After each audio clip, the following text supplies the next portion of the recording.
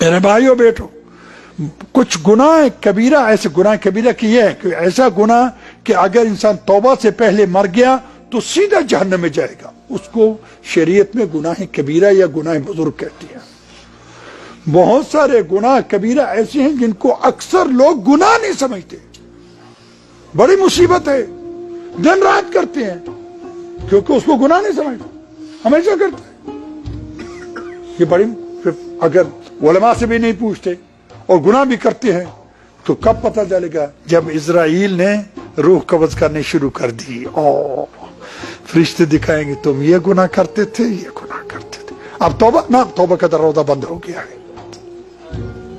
جب روح نکلنی شروع ہو جائے، قرآن میں صاف آیت ہے کہ توبہ کا دروازہ بند ہو جاتا ہے اور فرشتے جہنم میں گرم کیے ہوئے کوڑے کھڑے لے کے کھڑے ہوں گے، اب آؤ تمہیں بتاتے ہیں۔ میں مومنین مومنات کو بعض ان گناہوں کی طرف متوجہ کرنا چاہتا ہوں جن کو اکثر لوگ گناہ نہیں سمجھتے۔ میں دوبارہ پوچھ رہا ہوں، وعدہ کیا ہے نا نصیحت سننے کا، غصے میں نہیں آئیں گے نا انشاءاللہ۔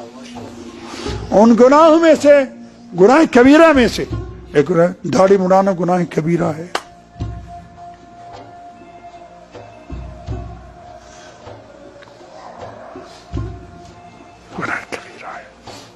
گناہ کبیرہ ہے، کبیرہ ہے، کبیرہ ہے۔ بات کہتے ہیں میں نے باریک مشین سے، خواہ باریک مشین ہو یا اس طرح ہو، دونوں حرام ہے۔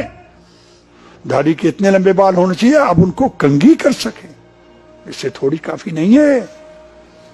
کوئی 50 سال عمر ہے گناہ کرتے ہوئے، یہ کسی کے 60 سال عمر ہے، کسی کا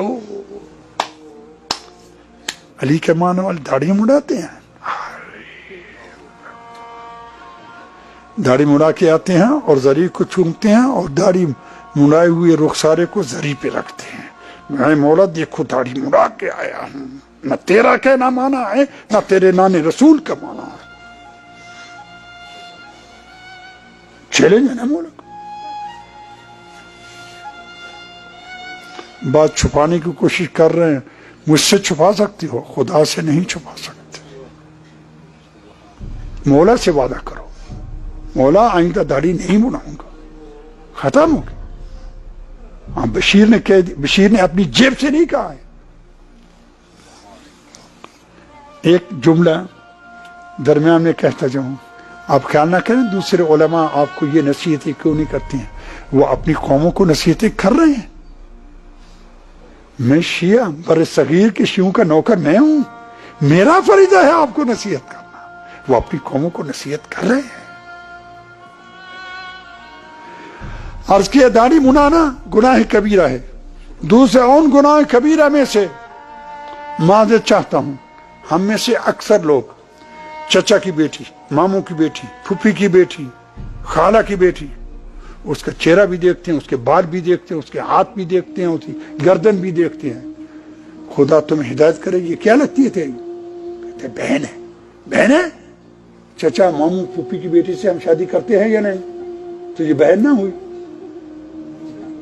یہ کیا ہو رہا ہے گھروں میں؟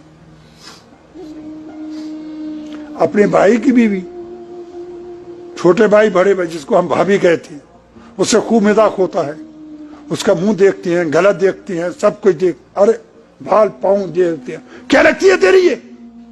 بہن ہے۔ بہن ہے تو تیرے بھائی نے اس سے شادی کیسے کی ہے؟ بہنوں سے شادی ہوتی ہے؟ استغفر اللہ۔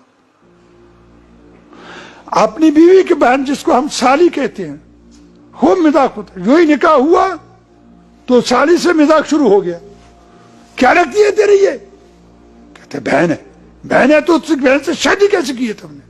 جھوٹ بولتے ہو، جھوٹے پہ خدا کی لعنت ہے قرآن میں۔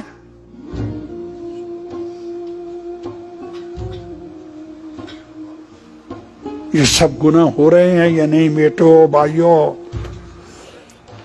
میری بیٹی میری بیٹی نہیں ہے، میں احترام کے لیے ان کو بیٹی کہتا ہوں، نامحرم ہے میری بیٹی وہی ہے جس کو خدا نے میری گود میں دیا ہے۔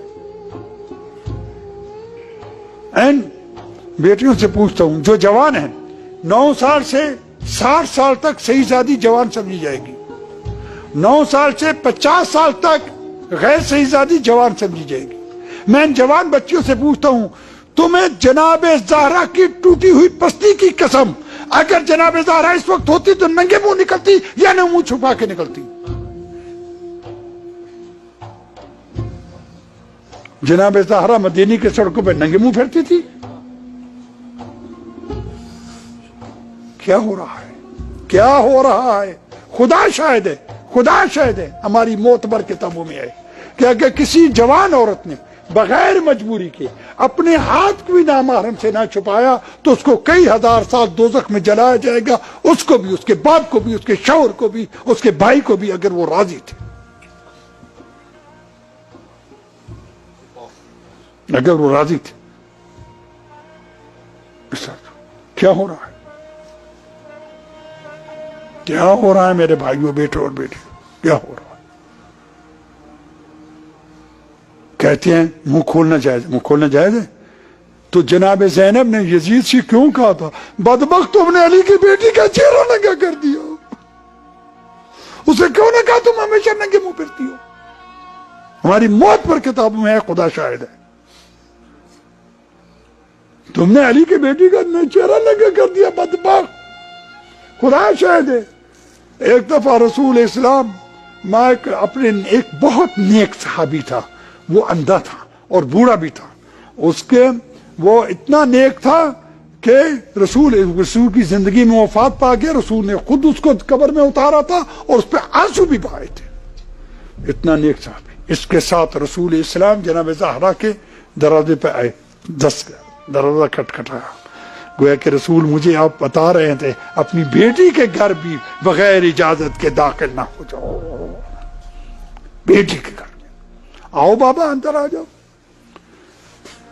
فرمایا رسول نے میرے ساتھ یہ اندھا صحابی ہے، جناب زہرا نے کہا نہ یہ اندر نہ آئے۔ جناب رسول نے جناب زہرا سے کہا مجھے اور آپ کو بتانے بیٹی وہ اندھا ہے۔ عرض کی بابا وہ اندھا ہے، میں اندھی نہیں ہوں، وہ اندھا ہے، میں اندھی نہیں ہوں۔ یہ تھی جناب زہرا۔